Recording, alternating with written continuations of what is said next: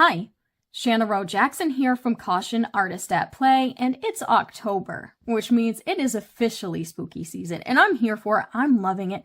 I love all things magical, and I love fall, and I love spooky, and I am in the mood today for some magical sketchbook play. And I thought to myself, what better way to get inspired than to finally use my Art Magic Inspiration Deck by Molly Roberts. She also has a book, and I'm not gonna lie, it might be on its way to my house right now because I have a problem. But today we are just going to use this beautiful, magical, colorful deck that is all about inspiration and magic. And I apologize if spooky is not your thing, if magic is not your thing. Feel free to move on to one of my other videos. I have tons and tons of videos with different lessons and art supply hauls and reviews that have nothing to do with magic, so feel free to check out one of those on my channel. But for those of you spooky guys and gals like me, we're gonna have some fun today. So let's take a closer look at this deck. Oh, it's gorgeous. First of all, look at that shimmer and shine. Art Magic, an inspiration deck for creativity. And inside it talks about the call of the art witch. What is art magic? Art magic is the practice of using art media and art forms to create changes on the inner and outer world of the witch. By ascribing meaning to each step of our work and actively participating with our environments, we tap into the natural spell-like structure of the creative process and make enchanted art objects to transform our lives. I'm not going to read the whole thing, of course, but that gives you a little bit of an idea. And then it talks about how art and magic work together. Art and magic are the gleaming twins born at the dawn of imagination. Art and magic speak to our innate nature as makers and active participants in a living universe. That is beautiful. Then it talks a little bit about how to use this deck. This deck is designed to inspire, excite, and kickstart your art witch practice using elemental helpers and the power of color to guide you. So it talks a little bit more of the elemental helpers: earth, fire, air, water, ether, and what each of those mean. It also talks about the magic of color and how you can apply that to your work. So it's a cute little booklet. Let's take a look at the actual deck, though. They are so beautiful. First of all, I have shuffled the heck out of these, but these were in a beautiful, like, rainbow order. But look at the colors and the designs. Like, so whimsical and magical, mystical. Perfect. I just love it. Now, let's take a look at some of the cards to kind of get an idea. Make a mandala. Invite the golden glow of good fortune into your space with a gratitude and robust appreciation. Carefully consider the fullness of all your blessings and envision radical new streams of prosperity for yourself and the community. Cook up nourishing expressions of comfort and bounty to welcome abundance into your home and heart. So basically, it's giving you just wonderful inspiration for artwork and for just ways that you can create a little bit of magic in your life. Empower your tools. And then it talks about unlocking the elements. Unlock the element fire, willpower, activity, passions, purifications.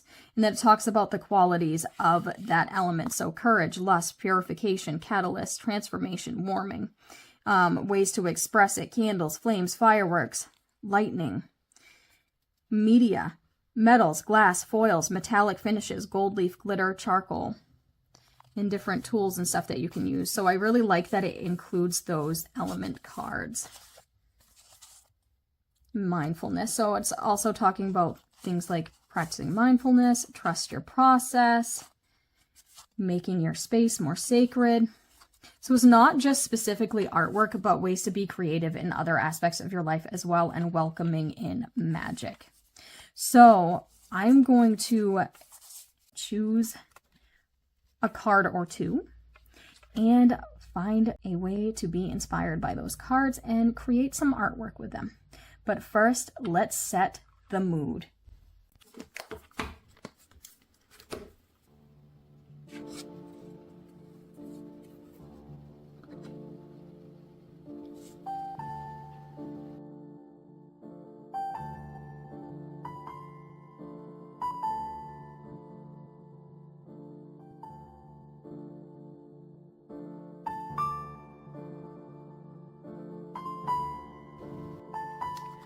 Okay, so the card that I pulled could not be more fitting.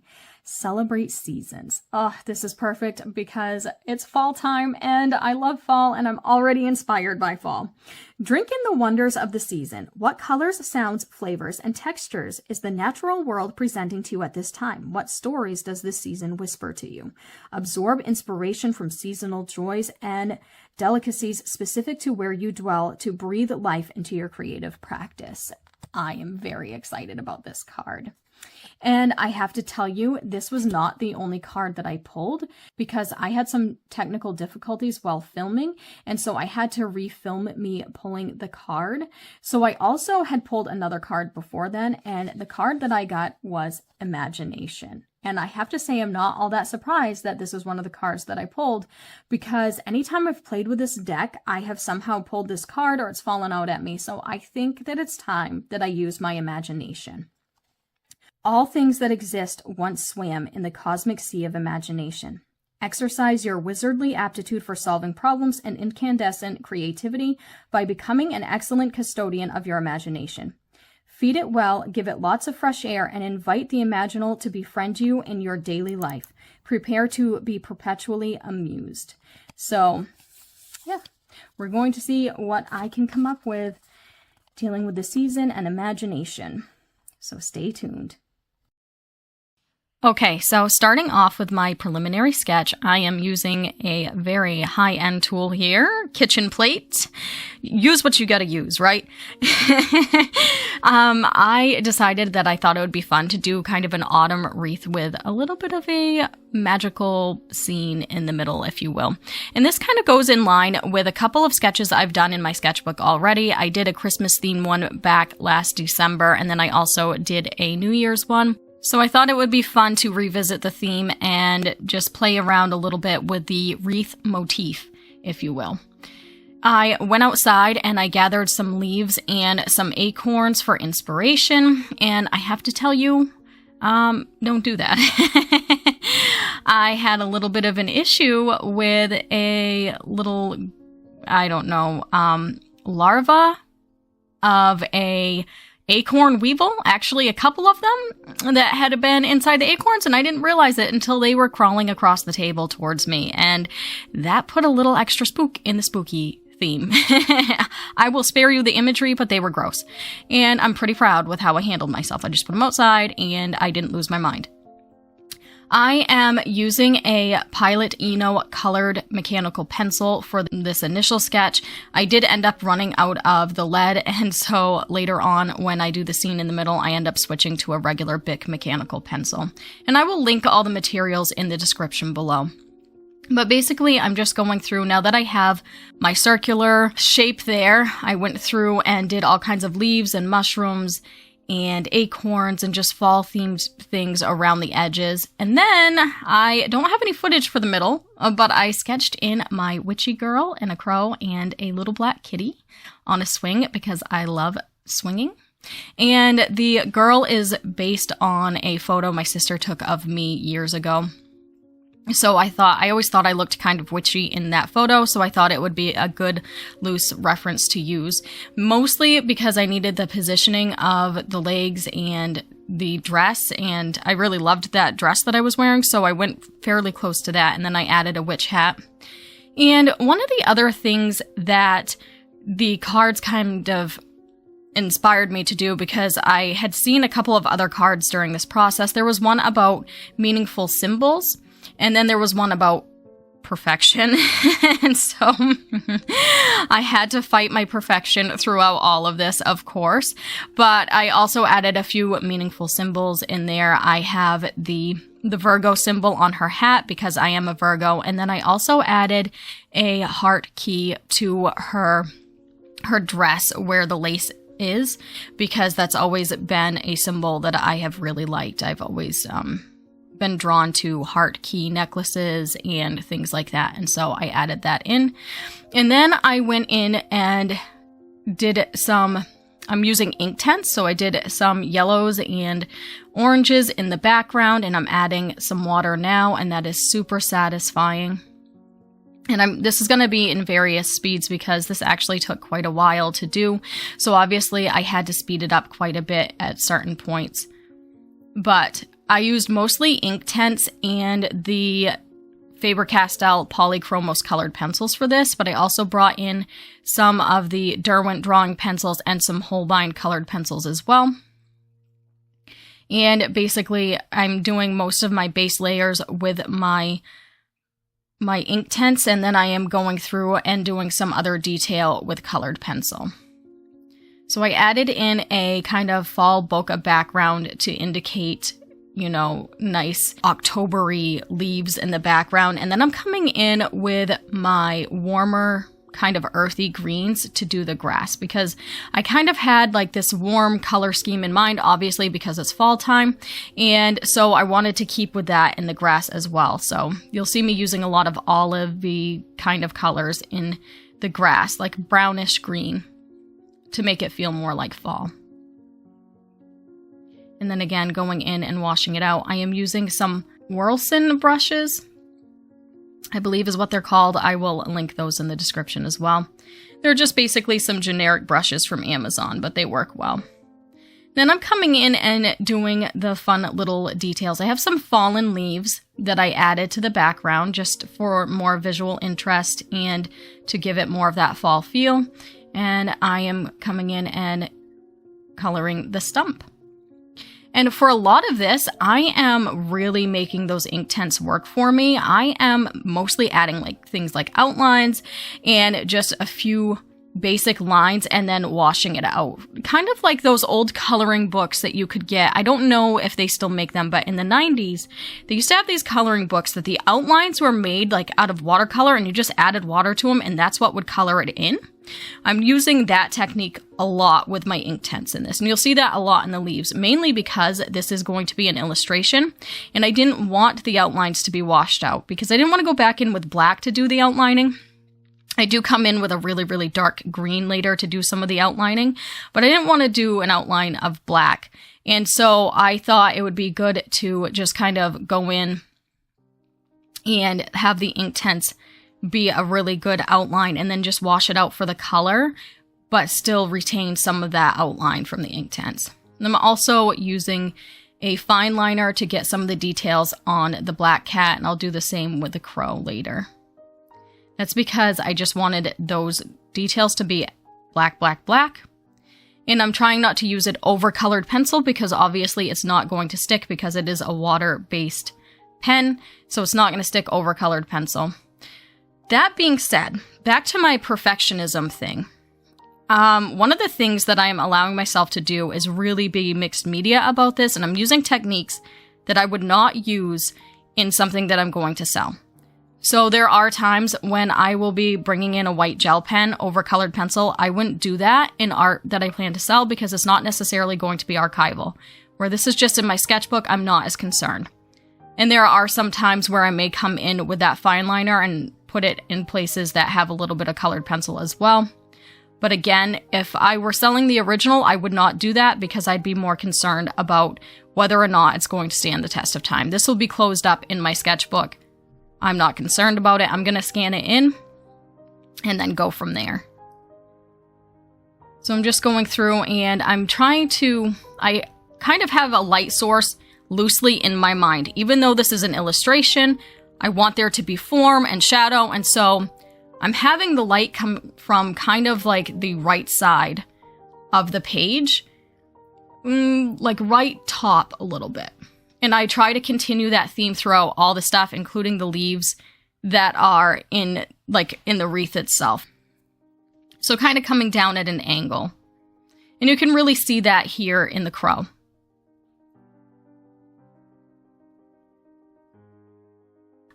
This was just like such a great way to let loose and get my mind off of things. As some of you may have seen, I lost my dog Gus at the beginning of the week.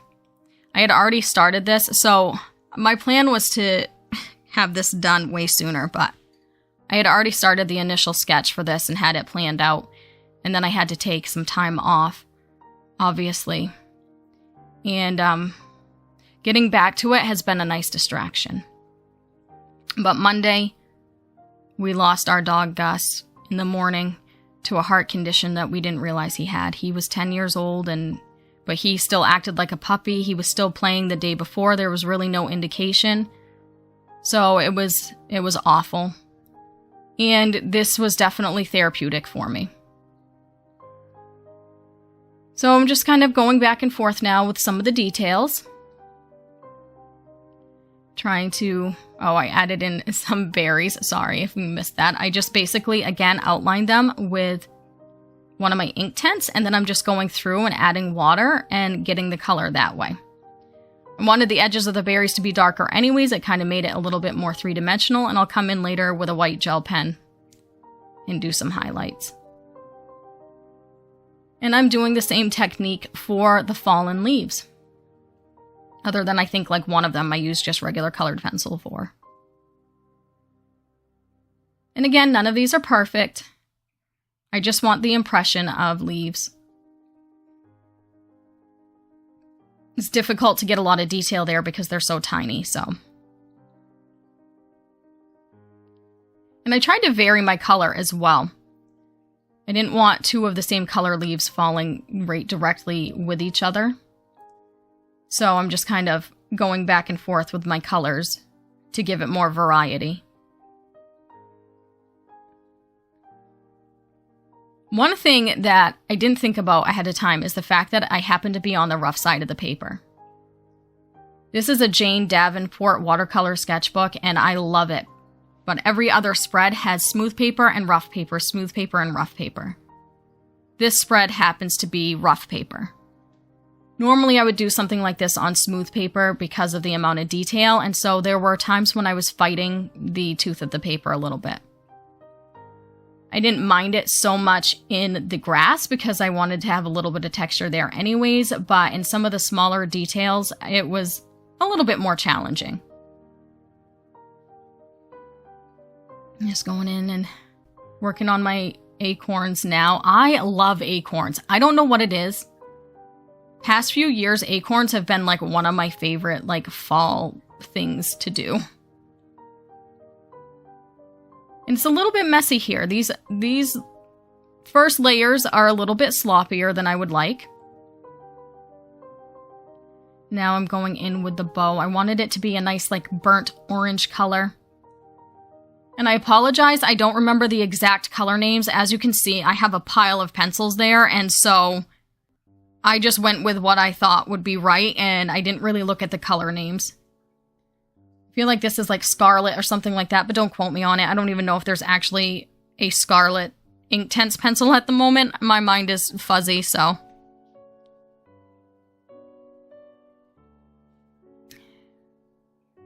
But I thought that that was a nice color to kind of set the tone. I wanted something brighter for the ribbon than what the leaves will be, but still a nice fall color. And then for her, I'm just going in with my actual colored pencils. And this is the part that I kind of struggled texture-wise, especially because obviously I wanted smooth skin. But I think it came out pretty well.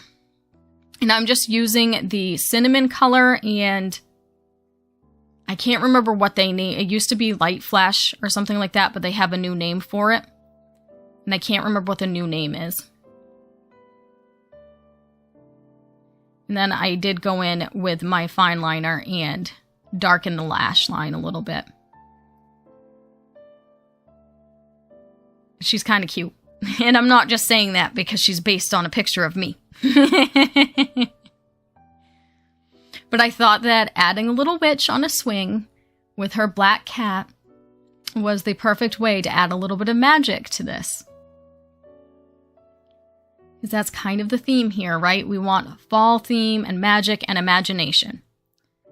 I did not use a reference for the cat. I probably should have. And I think I looked at a few different references online for the crow, just for like a quick structural, like, I don't know, because it'd been a while since I had drawn a crow. I don't know if I've actually ever drawn a crow, to tell you the truth. And so I just wanted to kind of get the structure down. But the rest of it, other than obviously the picture that I used of me. And I had actually had Jason take a few pictures of me on the swing. Because I have a tree swing. I'm an adult. and I love my tree swing. I had him take a few pictures of me, and then I ended up just settling on an old photo of me that my sister had taken. So there we go. I played with the thought of doing like the legs in a different way, because this obviously feels a little bit more posed than if somebody were actually swinging on the swing. But I just did not like the way it looked. I sketched it multiple times, and I just was not a fan. And so I ended up going back to the original photo. And I'm just kind of trying to keep my light source in mind, and it's actually similar to what my reference photo was anyway, as far as I go, so that ended up working out. And I'm doing some shading and you know, keeping my highlights in mind. The shading on the face isn't showing up as well as it does in person here. But there's definitely more shading on that left side of the face where it's not facing the light.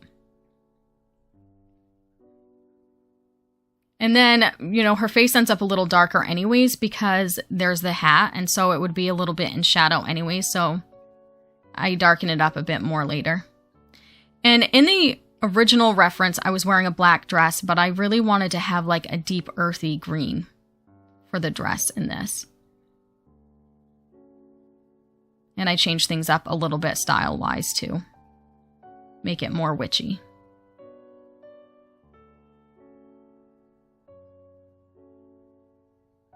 And this is another place where I would have liked it to be smoother. But overall, I'm really happy with how this ended up coming out. So the paper wasn't that big of a deal. It didn't even dawn on me when I first started sketching. Normally, when I work with pencils in this sketchbook, I like the smooth paper.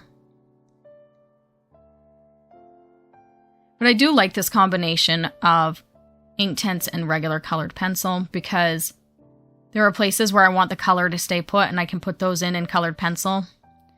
And that way there, if I'm trying to blend Inktense around it, I know it's not going to move. So I'm kind of glad that I did her mostly in colored pencil because I do kind of darken things up in the grass and stuff a little bit later on and blend it out again. I'm not sure if that's on camera or not. Then adding some details to the swing.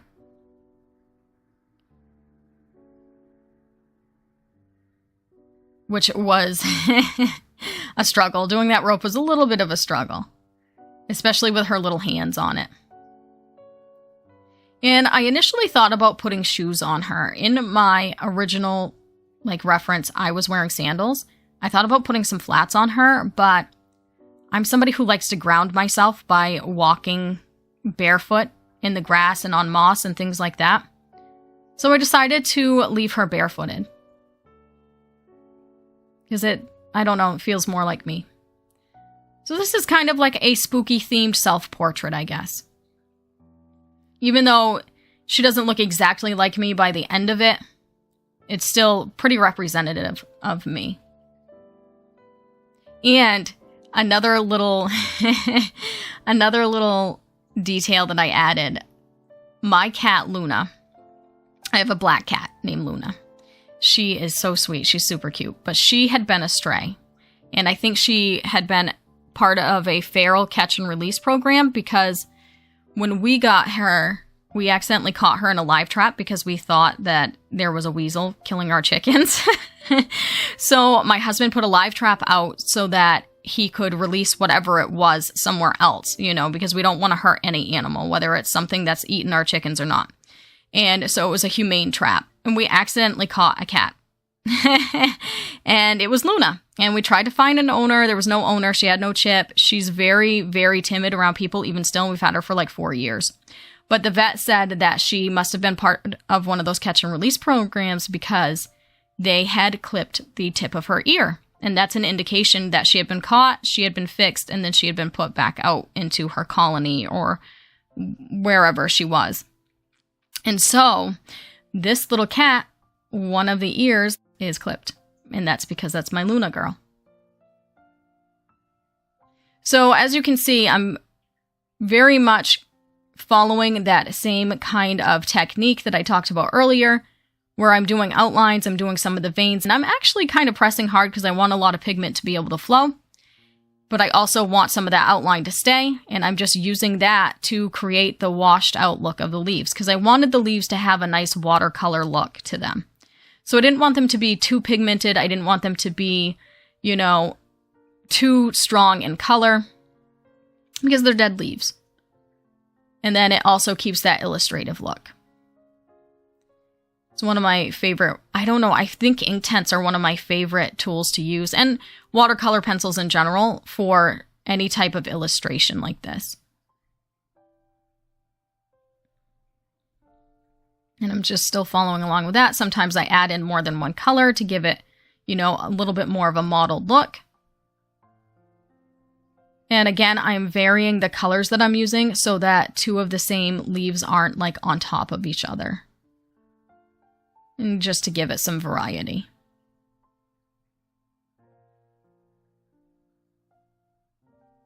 I really enjoyed this process, and I love that I came up with this idea from using that deck, the Art Magic deck. Like, this has been just so much fun. So now I'm coming through with my Forest pencil, which is a Derwent Lightfast pencil. It's a very, very dark, dark green, almost earring on black, but not quite, because I didn't want it to be quite as dark as black, but it's also a color that will blend in really well because it's a warm kind of earthy green. So when it is, you know, blended out a little bit, it'll blend in really well with the colors that are already here. And I'm using it to shade a little bit as well, just to get those leaves to pop and, you know, give it that more illustrated look and make everything stand out a little bit better. Because I used a lot of washes in this, a lot of the leaves ended up being very similar in value. So adding this outline really helps them to stand out amongst each other. I definitely want to do this again soon. What do you think? Do you think I should do another video like this using the Art Magic deck? I have a few other fun inspiration tools, as I mentioned earlier in the video and as I mentioned in a previous video. So if you want to see me do any of those, let me know in the comments below as well. But I feel like I achieved what I was going after with this one. I'm really happy with it, and it makes me feel very much in the fall spirit. So now I'm just coming in with that white gel pen. It is the Uniball Signo, and I'm just doing some more detail. Again, if I were going to sell this, I wouldn't do that. I would probably use the Touch Up Texture Titanium White by Brush and Pencil and do it that way.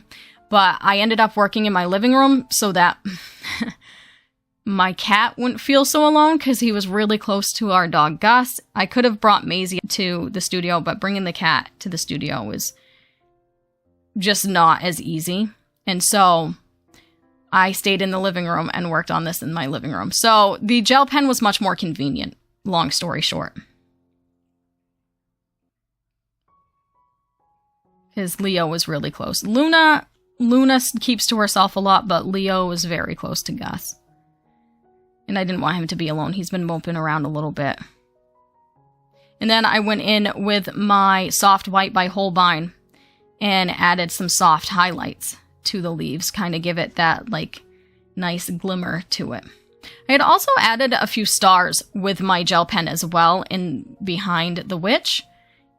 Doesn't necessarily make sense, but it kind of gives a little bit more of a magical feel. Then I'm adding the highlights to the berries.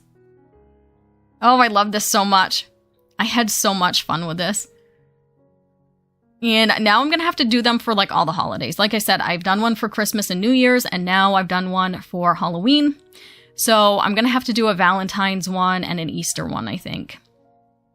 I don't necessarily feel the need to do a Thanksgiving one because I feel like this could go both ways. Because it's not spooky, it's more just regular autumn themed. Okay, here she is. What do you think of her? I love it. I think it came out exactly the way I was hoping. And I just had so much fun with all these little details and using my imagination to bring it all together and using the fall theme from the card. Oh, I just love it so much. And then I decided I wanted to make a sketchbook spread out of it. So on the other side, I did some text matching that says Hello October. And I just think it's all around really cute. Let me know in the comments what your favorite part of this illustration is, and if you'd like to see me use the Art Magic deck again in a future video. I will see you next week, hopefully with some more spooky content. Thank you so much for watching. You have a fantastic day. Bye. If you found value in this video, please hit the like button, hit subscribe, and tap that notification bell so you can see more videos like it. Thank you.